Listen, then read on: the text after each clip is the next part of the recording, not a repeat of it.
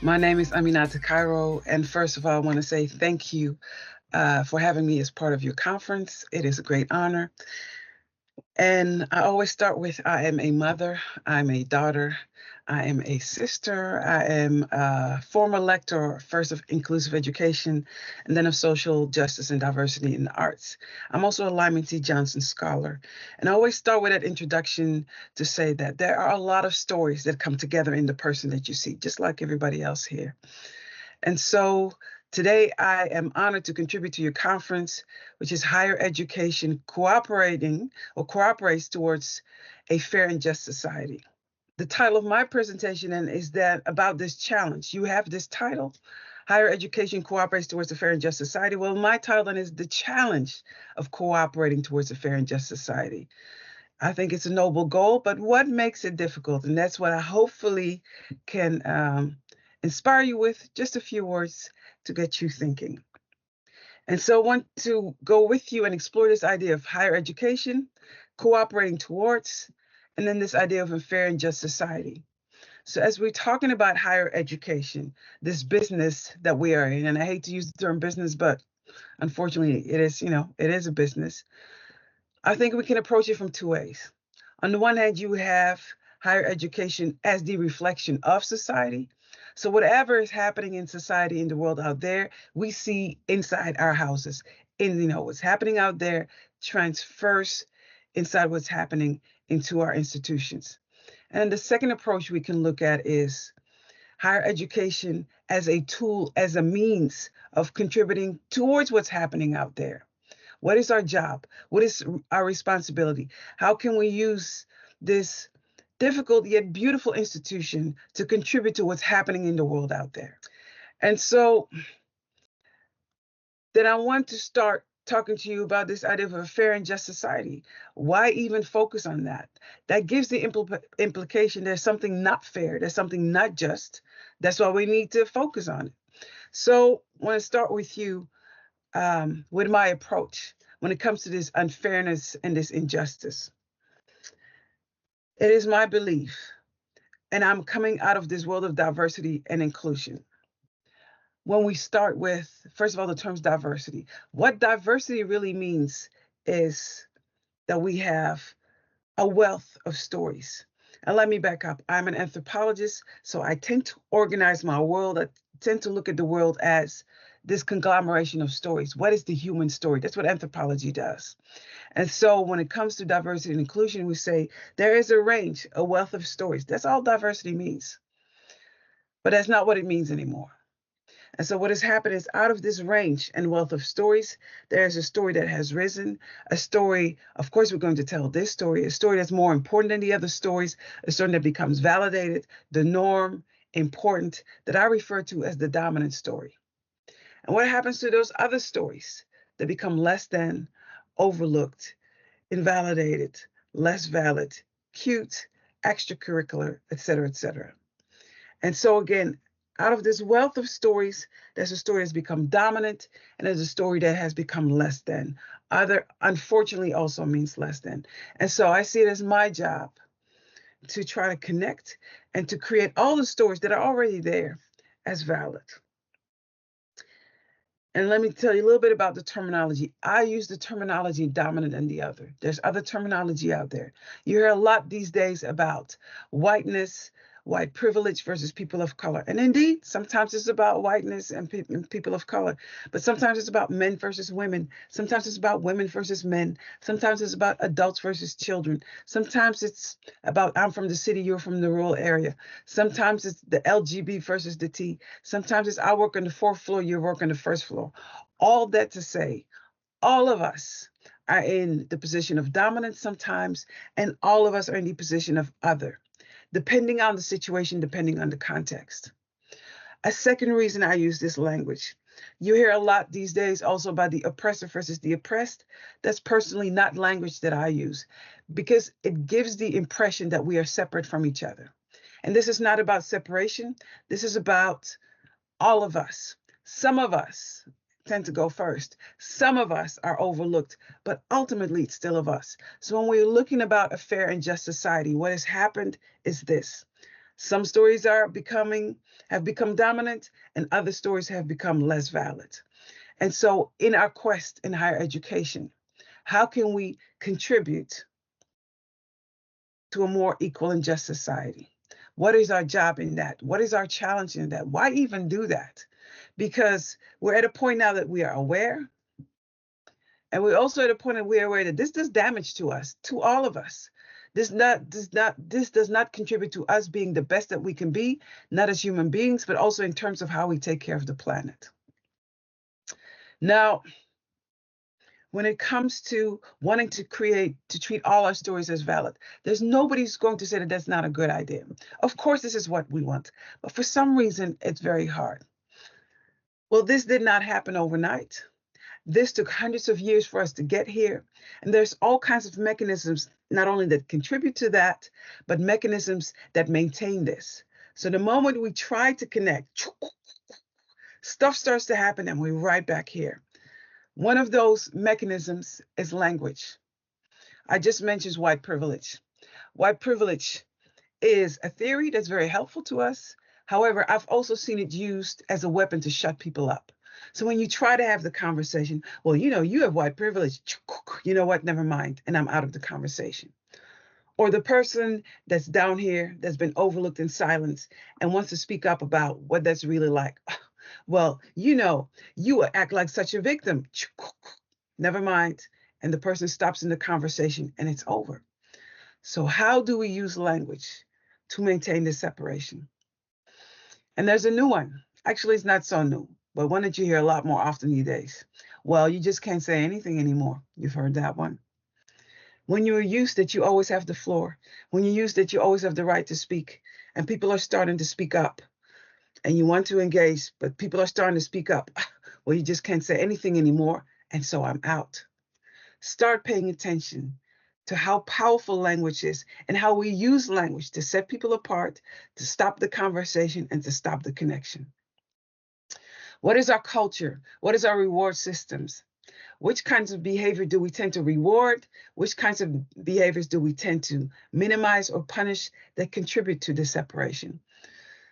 There's one cultural aspect that I want to bring up, which is a particular aspect of Dutch culture. And it's this word that means, it says gezellig. Very hard to say, gezellig. But gezellig means comfortable, cozy. And it's a really important part of Dutch culture. And they like for things to be gezellig. Everybody needs to be happy. Everybody, let's keep it gezellig. So when we try to address this, not so gezellig. When you want to talk about discrimination or racism or inequalities, not gezellig. And there's nothing wrong with gezellig. I like for things to be comfortable and cozy just as much. But it is so powerful that if I try to connect, if I try to promote fairness, why you go bring that up? Not gezellig. And we stop. I want to discuss this. I want to bring this to the table. But if I do, it will not be gezellig. So I'm going to be quiet. That's how powerful it is. And so again, like I said, this did not happen overnight. This took a lot of conditioning. And what it means is that we don't see it and all of a sudden we are in it. What makes it so hard? All of a sudden we're in it. We don't know how we get here. And the confrontation, because we're at a point now that at least there is awareness. We are aware of these inequalities. That's why we're here today. We are aware. And the confrontation, not gezellig, painful. A lot of the confrontation is coming from our young people in particular, our young people who are coming to us to study, and they're demanding to be seen. They're demanding for things to be addressed. Now, mind you, it's not just young people. And even these young people are standing on the shoulders of the shoulders of. This is out of a legacy. But it's particularly our young people in our institutions who are demanding more. So when I'm saying what is social justice and fairness in-house, a lot of times it's in the classrooms that this is happening. So we have this discomfort that's going on. And then our challenge is, if we are going to address this, can we be sensitive not just to the ones who are in the position of the other, but also to those who are in the position of the dominant? And a lot of times it's easy to feel sensitive and compassionate for those down here. But can I also be compassionate to those up here? Because remember, today you're up here, but tomorrow you're down here. I want to say something about vulnerability versus fragility. And I came to this as I started doing this work, I actually started studying earthquake studies. And so you have a measure of where things starts to shake. They can measure that. But they also have a fragility measure. And a fragility measure is where things fall apart. At this point, things will actually break. The building will collapse.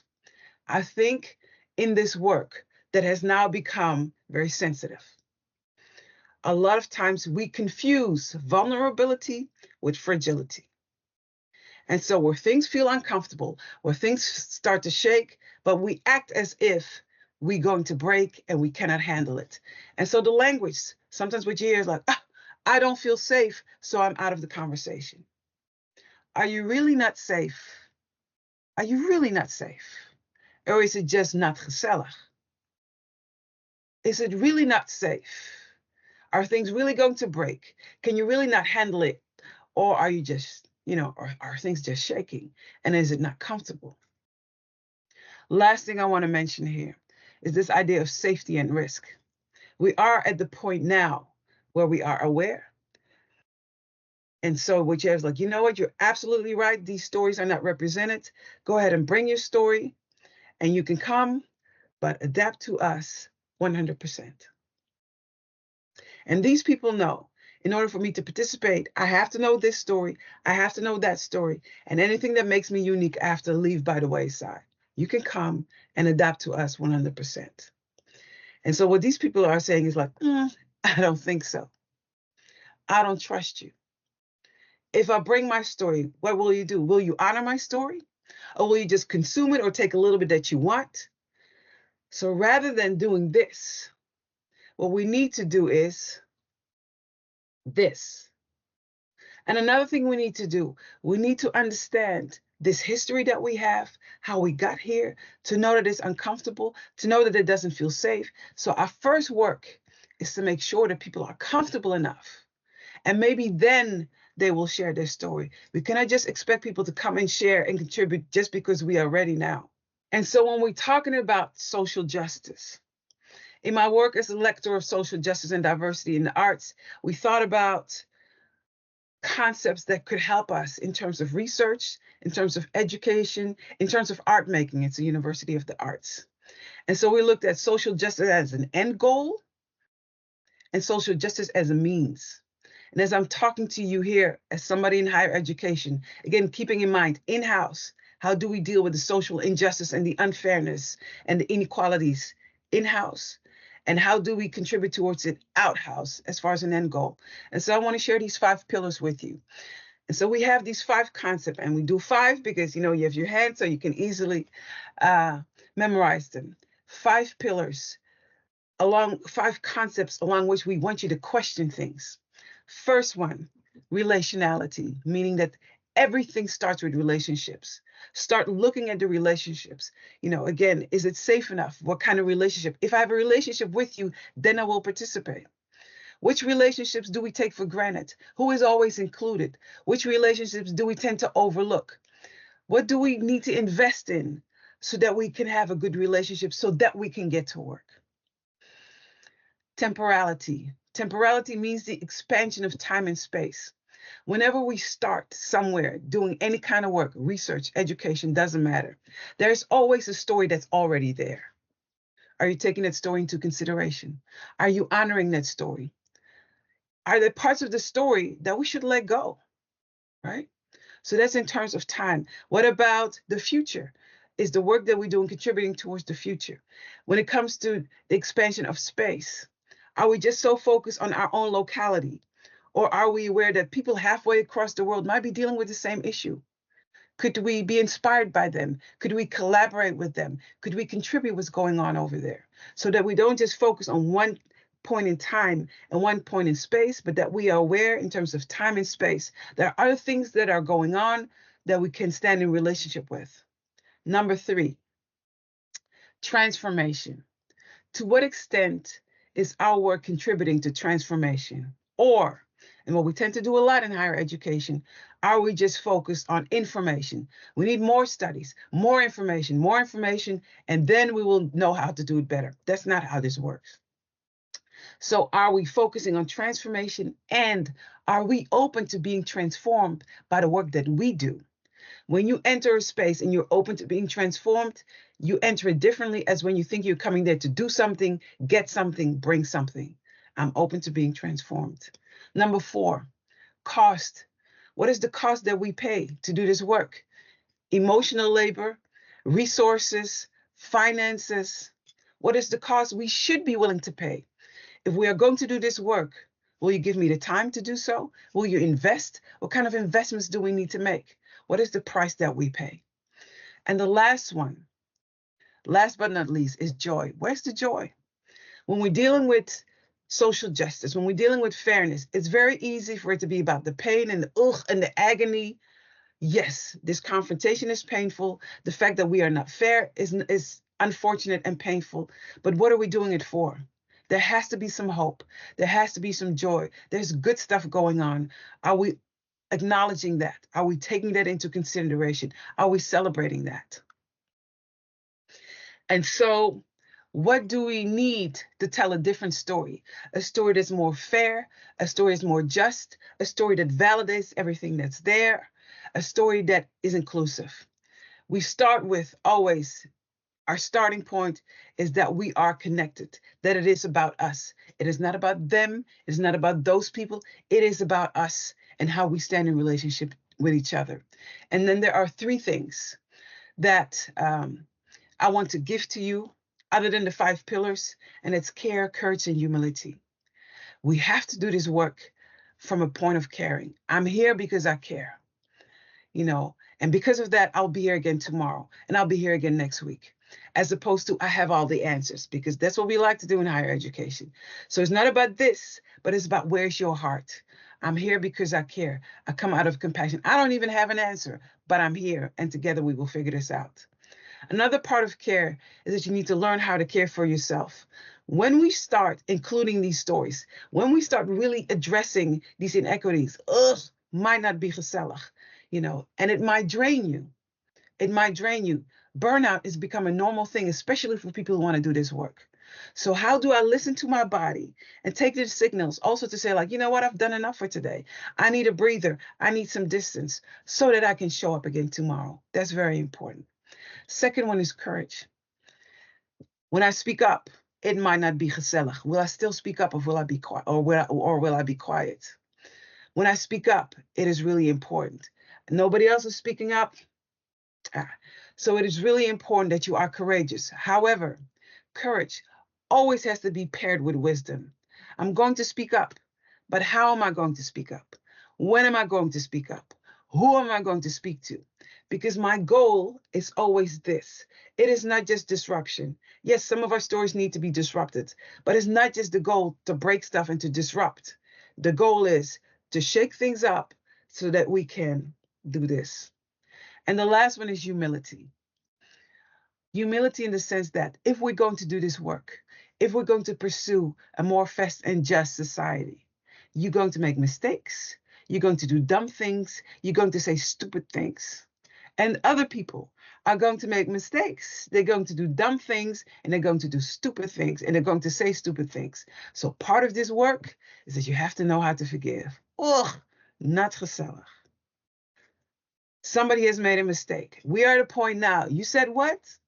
Cancel. You said something 10 years ago and I found it on social media? Cancel. You don't think the way that I do? Cancel. You don't use the same vocabulary that I do? Cancel. That's what we are now, right? So we have to learn how to forgive. People make mistakes. People say dumb things. It happens. And then we show up and we try again.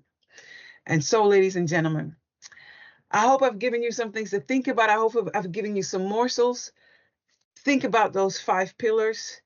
Think about the care, courage, and humility, that we move from there collectively so that we can use this wonderful institution that I love, that you love, or you wouldn't be here, so that we can do something, so that we can cooperate towards this fair and just society.